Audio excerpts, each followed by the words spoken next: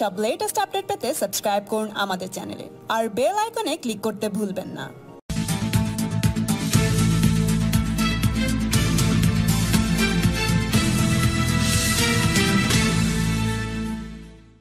গত বছর থেকে জল্পনা ছিল, এবার তা সত্যি হলো।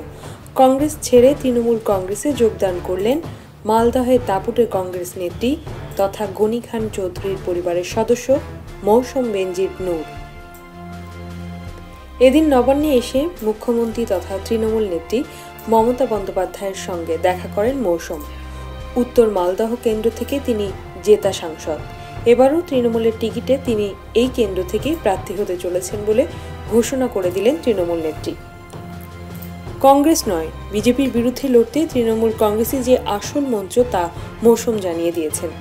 মালদহে বাম ও তৃণমূল জমানোর রমরমার মধ্যেও গনি খান পরিবারের লোকেরা যে আসনগুলিতে লড়েছেন সেখানে বরাবরই জয় পেয়েছেন। মৌসুমও তার ব্যতিক্রম না।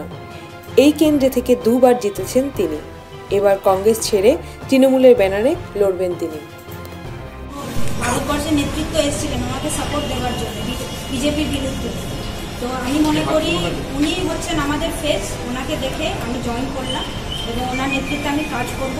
বিজেপির যে একটা অশুভ ইন্টেনশন আছে বেঙ্গলকে, সেই ইন্টেনশন যাতে পূরণ না হয় সেটার জন্য যা করতে হবে আমি করব, কিন্তু 1 ইঞ্চি মাটি আমরা বিজেপিকে ছাড়ব। সঙ্গে আর কে এসছে তোমার সঙ্গে? আমি একাই ওনার সঙ্গে দেখা করতে এসেছি। আচ্ছা, ওনার সঙ্গে হেমন্ত শর্মা আছে, জেনারেল সেক্রেটারি এসেছেন।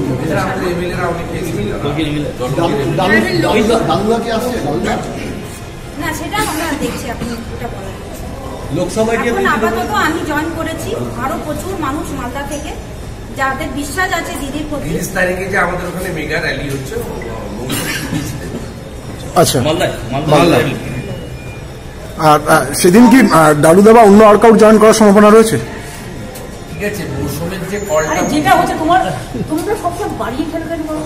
একটা মানুষের তার নিজের ওপিনিয়ন, ও কোনো আরেকজনের কথা বলবে, এইটা তোমরা করবো। যতটুকু বলছি ততটুকু বলতে কংগ্রেস থেকে কোশ্চেন করো, যে কোশ্চেনগুলো শুধু মালদা জেলাতে প্রচুর লোক জয়েন করবে যারা দিদির নেতৃত্বের উপরে বিশ্বাস করে। বরকত সাহেব প্রচুর কাজ করেছিলেন মালদা জেলার জন্য। এখন মানুষের বিশ্বাস আছে দিদির এবং দিদির হাত ধরে আমরা মালদার, এবং দিদি তো পুরো পশ্চিমবঙ্গের উন্নয়ন করছেন, প্রচুর কাজ করছেন। মানুষ ওনার সঙ্গে আছে, আমরা ওনার সঙ্গে, এবং বিজেপিকে আটকানোর জন্য যা করার আমরা করব। 42টা সিট আমরা বেঙ্গল থেকে জিতবো, তারপর তো ওনারা ডিসিশন নেবেন কি হবে না হবে। কিন্তু বাঙালি হিসেবে তো আমি চাইবো যে উনি প্রধানমন্ত্রী, এটা আমরা দেখতে না। আমরা মৌসুম থ্যাংকস টু গড, ওটাও নিজের মনের কথা বলেছে, যে কোনো তার অধিকারের কথা বলতে কালেক্টিভ লড়াই আমরা সবাই একসাথে জোট বুদ্ধ হয়ে লড়বো, কারণ বিজেপি যাচ্ছে, এটা আমরা চাই। আমাদের কে আসবে না আসবে সেটা পরে আপনার ইলেকশন, কিন্তু বিজেপি যাচ্ছে, দেশ বলে, এটাই আমাদের।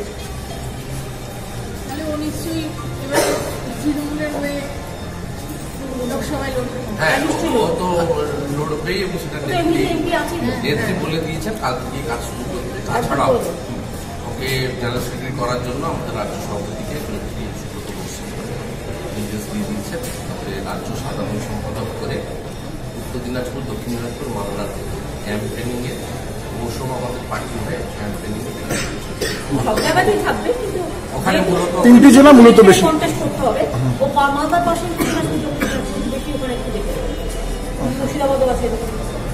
30 তারিখেও আমাদের এই মেগা র্যালি, যেখানে নর্থ বেঙ্গলের মিনিস্টাররা থাকছে, ওল্ড মালদা নিত্যানন্দ করে, সেখানে নেত্রীর প্রেরণায় আমরা সভাটা করছি। সেখানে 30 তারিখ। মৌসুমের একটা প্রশ্ন, যে মালদা জেলার এখন মানে তৃণমূলই অনেক বেশি স্ট্রং এবং সবাই তৃণমূলের সাথেই থাকছে, এটা বলা যেতে পারে? অবশ্যই বলা যায়।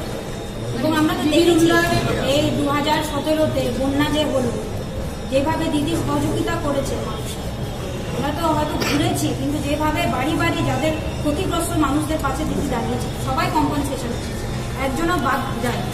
তারপর ওই যে আফরাদুলের যে ঘটনাটা ঘটলো রাজস্থানে, উনি যেভাবে জিনিসটাকে প্রতিবাদ করলেন এবং সঙ্গে সঙ্গে ওনার সম্মানীয় মন্ত্রীদেরকে তাদের বাড়ি পাঠালেন, তাদের পাশে যেভাবে টিএমসি দাঁড়িয়েছে, দিদি দাঁড়িয়েছে, মানুষ কিন্তু আজকে টিএমসির দিকে ঝুঁকে, এবং আমরা সেটা দেখতে পাচ্ছি। মালদার মানুষ ওনাকে খুব ভালোবাসে, তাই আমি ওনার নেতৃত্বে কাজ করতে চাই। মালদার উন্নয়নের জন্য আমি ওনার পাশে আছি। মালদার উন্নয়নে কেমন প্রভাব দেবে? আরে এরকম কোয়েশ্চেনগুলো আমাকে একটু বলতে দাও। ওকে নিজের বক্তৃতা মঞ্চে দিতে দাও, সুযোগ দাও, পাবলিক অনেক বলে দিয়েছো।